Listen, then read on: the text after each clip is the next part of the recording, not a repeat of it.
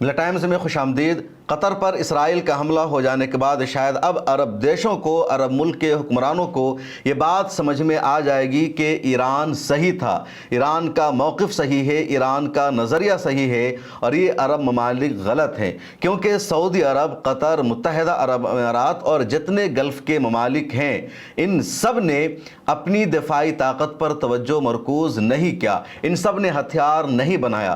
پیسہ ہونے کے باوجود، دولت ہونے کے باوجود ان سب نے صرف دوسروں سے ہتھیار خریدا، اپنا ہتھیار نہیں بنایا، دوسروں کو اپنے ہتھیار چلانے کے لیے بلایا، خود اپنے لوگوں کو ہتھیار چلانے کی، ہتھیار کے استعمال کرنے کی ٹریننگ نہیں دی، اور اس کا نتیجہ یہ ہے کہ اب اسرائیل کے ہاتھ ان تک پہنچ چکے ہیں۔ ان دیشوں نے امریکہ کو کروڑوں ڈالر روپیہ دیا ہے، اور ہر سال یہ دیتے ہیں اس لیے کہ امریکہ ان کی سیکورٹی کی ذمہ داری لے گا، امریکہ ان پر کسی اور دیش کو حملہ کرنے کی اجازت نہیں دے گا۔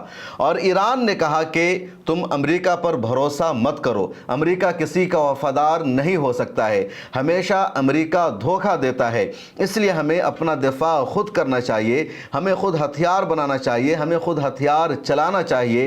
ایران کے انقلاب کے بعد ہمیشہ یہی نظریہ رہا۔ عرب دیشوں نے ایران کے اس نظریہ کو غلط ٹھہرایا، اور آج آپ کو فیصلہ کرنا ہے کہ یہاں پر سعودی عرب صحیح نکلا یا ایران صحیح نکلا۔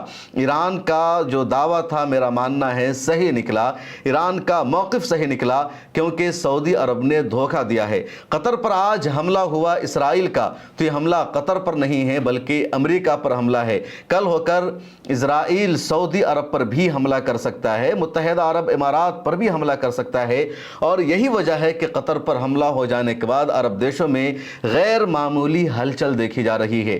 تمام عرب ممالک کے سربراہ قطر جا رہے ہیں۔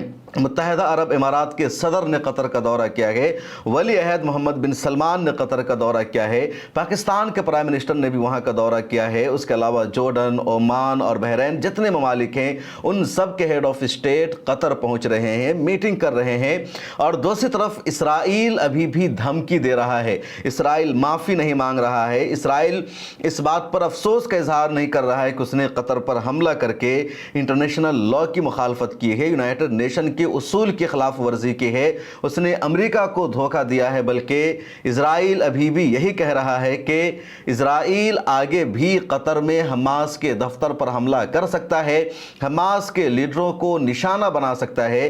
بنجامن نتنیاہو نے صاف لفظ میں کہا کہ اب تک حماس کے لیڈرز یہ سمجھتے رہے ہیں کہ وہ اسرائیل کی دسترس سے، اسرائیل کی گرفت اور پہنچ سے باہر ہیں، وہ قطر میں بیٹھے ہوئے ہیں یا کسی اور دیش میں بیٹھے ہوئے ہیں تو محفوظ ہیں، ان تک ہم نہیں پہنچ سکتے ہیں، لیکن اب ایسا نہیں ہوگا۔ حماس کے رہنما جہاں موجود رہیں گے ہم وہاں ان کو نشانہ بنائیں گے، ہم وہاں ان پر حملہ کریں گے۔ یہ بھی اسرائیل کا بیان سامنے آیا ہے، اور قطر میں آ کر اسرائیل نے حملہ کر دیا، اور اسی لیے عرب دنیا کے بھی کئی ایکسپرٹ اب لکھ رہے ہیں کہ ایران نے جو کہا تھا کہ امریکہ آج ہمارے ملک میں ہے، امریکہ ہمارے یہاں اپنی آرمی کو رکھے ہوا ہے، امریکہ کا ہم ہر ناز اور نخرہ برداشت کرتے ہیں، اس کے باوجود امریکہ اسرائیل کے مقابلے میں ہمیں ترجیح دے گا، یہ پوسیبل نہیں ہے۔ اور اسی وجہ سے ایران میں امریکہ کے خلاف ایک انقلاب آیا تھا، رضا شاہ پہلوی کے خلاف انقلاب آیا تھا 1979 میں، اور امریکی آرمی کو نکالا گیا، رضا شاہ پہلوی کو دیش چھوڑ کر جانا پڑا، اور ایران کے سابق سپریم لیڈر، وہاں کے انقلاب کے بانی روح اللہ خمینی جب فرانس سے ایران پہنچے تو انہوں نے ایک نیا نظام متعارف کرایا اور کہا ہمیں اپنا ہتھیار بنانا ہے، ہمیں اپنا میزائل سسٹم بنانا ہے، ہمیں اپنا جہاز بنانا ہے، ہم باہر کے کسی بھی دیش کے ہتھیار پر بھروسہ نہیں کریں گے۔ اور اس کے بعد ایران نے لگاتار اس میں آگے بڑھنے کی کوشش کی، ایران نے انجینئروں کی پوری ٹیم تیار کی، ایران نے دوسرے دیشوں سے مدد بھی لی، لیکن ان سے صرف ایران نے ٹیکنالوجی لیا، ان کا پورا ہتھیار نہیں لیا۔ ایران نے اپنے دیش میں ہی سب کچھ تیار کیا، اور اس کا ایران کو مثبت رزلٹ ملا، ایران کو پوزیٹیو رسپانس ملا۔ اور پچھلے مہینہ یعنی جون میں جب 12 دنوں کی لڑائی ہوئی ایران اور اسرائیل کے بیچ میں، اسرائیل فائٹر پلین سے آ کر ایران پر حملہ کر رہا تھا، ایران کے آسمانوں پر اسرائیل کا قبضہ تھا، اور ایران میزائل سے اسرائیل پر حملہ کر رہا تھا، ایران اپنے میزائلوں کو اسرائیل تک پہنچا पहुंचा रहा था। इजराइल के 10 से ज़्यादा शहर और इलाकों को टारगेट किया ईरान ने, और इजराइल में जो तबाही हुई, जो बर्बादी हुई, जो 1 लाख से ज़्यादा लोग बेघर हो गए, जो मौतें हुई 200 से ज़्यादा, उन सब की बुनियाद पर इजराइल को पीछे हटना पड़ा। इजराइल ने अमेरिका से मदद की गुहार लगाई, जंगबंदी की अपील की, और उसके बाद अमेरिका ने कहा कि तुम दोनों आपस में समझौता कर लो, सीज फायर कर लो, एक दूसरे पर हमला मत करो। तो ये ईरान के पास ताकत थी। ईरान ने अगले 24 घंटे में ही इजराइल को जवाब दे दिया। 13 जून की रात में इजराइल ने ईरान पर हमला किया था और ईरान के तमाम टॉप मिलिट्री के अफसरान को शहीद कर दिया था। दुनिया को ऐसा लगने लगा कि ईरान के पास कुछ भी नहीं बचा है, क्योंकि जितने टॉप कमांडर्स थे उन सबको इजराइल ने पहले हमला में शहीद कर दिया था, तमाम यूनिट के सरबराहों को शहीद कर दिया था, और एक दिन के हमले में ही 20 से ज़्यादा टॉप कमांडरों की शहादत हो गई। ये ईरान का बहुत बड़ा नुकसान था। ईरान का एयर डिफेंस सिस्टम भी नहीं काम कर रहा था, लेकिन सिर्फ अगले 24 घंटे में ईरान ने सब कुछ को कंट्रोल कर लिया, संभाल लिया। जितने शहीद हुए थे उन सब की जगह नए जिम्मेदारों को ईरान ने बहाल कर दिया, और उसके बाद जब ईरान ने जवाबी कार्रवाई शुरू की, इजराइल पर हमला करना शुरू किया, तो पूरी दुनिया ने देखा, पूरा वर्ल्ड हैरान रह गया कि ईरान के पास ऐसी ताकत कहां से आई है। अमेरिका को भी बीच में कूदना पड़ा, और अमेरिका के फौजी अड्डे पर भी कतर में ईरान ने हमला कर दिया। इधर देखिए, कतर पर हमला को 2 दिन का अरसा गुजर चुका है और अभी तक कतर ने इजराइल को कोई जवाब नहीं दिया है। कतर की पॉलिसी क्या होगी वो सामने नहीं आई है। अभी कतर ने सिर्फ इतना किया कि कतर ने यूनाइटेड नेशन को लेटर लिखकर मुतालबा किया है कि इजराइल ने इंटरनेशनल कानून की खिलाफ वर्जी की है, इसलिए उसके खिलाफ एक्शन लिया जाए। उसके अलावा कतर के वज़ीर आज़म का बयान सामने आया कि कतर इजराइल पर हमला करने का हक रखता है, जवाब देने का राइट रखता है, लेकिन क्या कतर जवाब देगा? इसके इम्कानात नज़र नहीं आ रहे। और क्यों? क्योंकि कतर के पास महंगे हथियार हैं, कतर के पास जदीद टेक्नोलॉजी है, लेकिन कतर के पास उसको चलाने वाले अफराद नहीं हैं। और दूसरा सबसे बड़ा मसला यह है कि वो हथियार कतर का अपना बनाया हुआ नहीं है, वो हथियार दूसरे देशों से कतर ने ख़रीद रखा है। कतर ने अपने यहाँ साल 2022 में फीफा वर्ल्ड कप को ऑर्गेनाइज किया और करोड़ों डॉलर को कतर ने बहा दिया, दुनिया भर को बुलाया, महंगा महंगा स्टेडियम बनाया, लेकिन हथियार बनाने पर कतर ने मेहनत नहीं की। दुनिया के बड़े बड़े साइंटिस्ट को, बड़े बड़े इंजीनियरों को कतर ने बुलाया, लेकिन पूरी दुनिया को दिखाने के लिए कि वो फीफा वर्ल्ड कप ऑर्गेनाइज कर सकता है, इस बात के लिए नहीं कि वो जंग भी लड़ सकता है। और आज कतर को इस बात का एहसास हो रहा है। अरे मामला सिर्फ कतर का नहीं, बल्कि यही मामला सऊदी अरब का है, यही मामला दूसरे देशों का है कि उन सब के पास भी हथियार है, लेकिन उनके हथियार किसी काम के नहीं है, उनकी टेक्नोलॉजी किसी काम की नहीं है।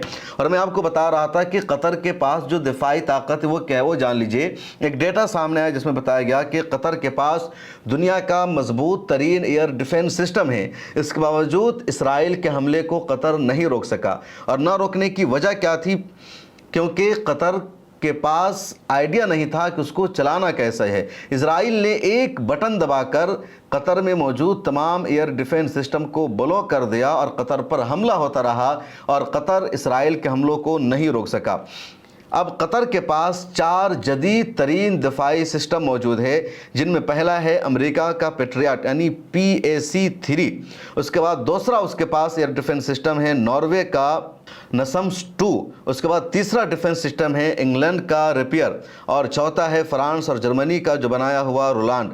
तो ये 4 दुनिया का मजबूत तरीन एयर डिफेंस सिस्टम कतर के पास मौजूद है, और इस सिस्टम पर हर साल 9 अरब डॉलर का सरफा आता है, इतना रुपया खर्च होता है इसकी देखरेख में, इसको संभालने के लिए। इसके बावजूद इसराइल ने इसको ब्लॉक कर दिया, जाम कर दिया, और कतर पर हमला हो गया। सऊदी अरब पर भी अगर हमला हो तो सऊदी अरब नहीं रोक सकता है, ना UAE रोक सकता है, और अभी तक इन मुल्कों की तरफ से वो रिस्पॉन्स नहीं आया जो आना चाहिए था। इन देशों ने इसराइल को जवाब नहीं दिया जो देना चाहिए था। धमकी भरी जुबान इस्तेमाल की जा रही है। اسرائیل کو سبق سکھانے کی بات چیت کی جا رہی ہے، اسرائیل کو متنبع کیا جا رہا ہے کہ خطے کے حالات بگڑ جائیں گے، لیکن ابھی تک ان کو کر گزرنا تھا، ابھی تک ان لوگوں نے وہ نہیں کیا ہے۔ ایران نے 24 گھنٹے میں اسرائیل کو جواب دے دیا تھا اور قطر نے ابھی تک کچھ بھی نہیں کیا ہے۔ قطر نے تو امریکہ سے اپنا تعلق اور رشتہ بھی ختم نہیں کیا ہے۔ قطر کا اور امریکہ کا ڈیفنس میں معاہدہ ہے کہ قطر کے دفاع اور بچاؤ کی جو ذمہ داری ہے وہ امریکہ لے گا۔ قطر میں امریکہ کا سب سے بڑا فوجی اڈہ موجود ہے۔ امریکہ کے بڑے بڑے جو فائٹر جیٹ ہیں وہ قطر میں کھڑے ہوئے، خواہ F-35 ہو یا دوسرے فائٹر جیٹ ہوں، F-16 اور F-15 بھی قطر میں موجود ہے، لیکن ان میں سے ایک بھی فائٹر پلین یہاں سے نہیں اڑا ہے۔ قطر کی طرف سے بیان ضرور آ چکا ہے کہ اب قطر امریکہ پر مکمل بھروسہ نہیں کرے گا، قطر دوسرے ملکوں سے بھی ہتھیار خریدے گا، ان کو بھی اپنے دفاع اور بچاؤ کی ذمہ داری دے گا۔ لیکن امریکہ کے خلاف جو بیان قطر کا ہونا چاہیے تھا، جو سعودی عربیہ کا ہونا چاہیے تھا، جو UAE کا ہونا چاہیے تھا، وہ نہیں ہو سکا، جو قطر کی کمزوری ہے۔ اور یہی اس بات کو دکھاتا ہے، اس بات کو ثابت کرتا ہے کہ اگر آپ دنیا میں طاقتور بننا چاہتے ہیں یا دنیا میں آپ پیس چاہتے ہیں، آپ سلامتی چاہتے ہیں، تو اس کے لیے آپ کو ہتھیار حاصل کرنا ہوگا، اس کے لیے آپ کو ٹیکنالوجی حاصل کرنی ہوگی، اس کے لیے آپ کو جنگ لڑنے کی صلاحیت پیدا کرنی ہوگی۔ جنگ مسئلے کا حل نہیں ہے، لیکن مسائل کو روکنے کے لیے جنگ کرنے کی صلاحیت کا ہونا ضروری ہے۔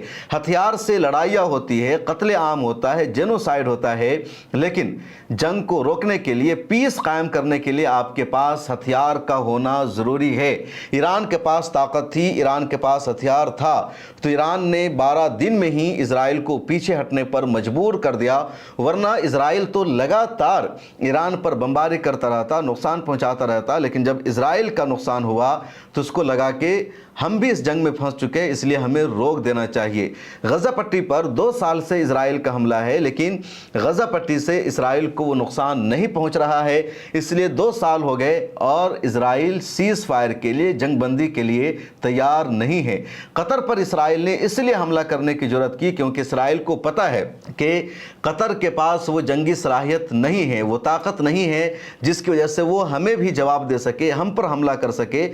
اسرائیل کو ایک بات کا خدشہ تھا کہ امریکہ ناراض ہو سکتا ہے یا امریکہ کا ہمارے ساتھ رشتہ خراب ہو سکتا ہے، لیکن اسرائیل نے امریکہ کو پہلے ہی مینیج کر لیا، منا لیا اور کہا کہ ہم صرف حماس کے دفتر پر حملہ کریں گے، کہیں اور حملہ نہیں کریں گے، اور تمام ذمہ داری ہم خود ایکسیپٹ کریں گے کہ اسرائیل نے حملہ کیا ہے، امریکہ کا کوئی ہاتھ اس میں نہیں۔ اور اسی طرح کا بیان امریکہ کی طرف سے آنے لگا کہ اسرائیل نے خود حملہ کیا ہے، ہم کو پتہ نہیں تھا، قطر پر حملہ نہیں ہونا چاہیے تھا، یہ صحیح نہیں ہوا۔ امریکہ اور امریکی صدر انہیپی ہے، خوش نہیں ہے اس حملے سے، بس اتنا بیان دے دیا امریکہ نے۔ اس کے بعد امریکہ نے اسرائیل کے خلاف کوئی ایکشن نہیں لیا ہے، اور یہ موقع ہے سعودی عرب کے لیے غور کرنے کا، قطر کے لیے غور کرنے کا، UAE کے لیے غور کرنے کا کہ آپ نے امریکہ پر بھروسہ کیا، امریکہ پر آنکھ بند کر کے آپ نے اعتماد کر لیا، اور کم از کم وقتی طور پر ہی صحیح امریکہ کو اسرائیل کے خلاف ایکشن لینا چاہیے تھا، کارروائی کرنی چاہیے تھی۔ لیکن جس امریکہ کو قطر اور دوسرا عرب دیش اربوں ڈالر ہر سال دیتا ہے، اس نے کنڈم بھی نہیں کیا ہے، اس نے اسرائیل کے خلاف چھوٹا سا بھی کوئی ایکشن نہیں لیا ہے، اور اس سے زیادہ بے غیرتی کی، بے شرمی کی بات کچھ اور نہیں ہو سکتی ہے۔ اس ویڈیو میں اتنا ہی، اگلی ویڈیو میں مزید تفصیل میں بتاؤں گا کہ کس طرح پوری دنیا میں اب امریکہ کا نقصان ہونے جا رہا ہے۔ فی الحال مجھے دیجیے اجازت، اور غزہ پٹی اور فلسطین کے حوالے سے مزید اپڈیٹ جاننے کے لیے ہمارے ایک دوسرے alternative YouTube channel public face کو ضرور سبسکرائب کر لیجیے گا۔ اللہ حافظ۔ ملت ٹائمز آپ کے لیے لے کر آیا ہے سبسکرپشن پروگرام۔ ڈسکرپشن میں موجود لنک پر کلک کریں یا یہاں دیا گیا QR کوڈ اسکین کریں، جس کے بعد ایک پیج کھلے گا جہاں آپ 99 روپے کا یا کوئی دوسرا پلان چن سکتے ہیں۔ پھر سبسکرائب ناؤ پر کلک کریں، اس کے بعد اپنا ای میل، فون نمبر اور نام درج کریں اور پروسیڈ پر جائیں۔ ایک نیا پیج کھلے گا جہاں آپ کو اپنا UPI ID ڈالنا ہے۔ پھر فون پے، گوگل پے یا پے TM پر جائیں اور وہاں جو نوٹیفیکیشن آیا ہے اس کو اوکے کر دیں۔ بس آپ بن جائیں گے ملت ٹائمز کے سبسکرائبر اور خصوصی ممبر۔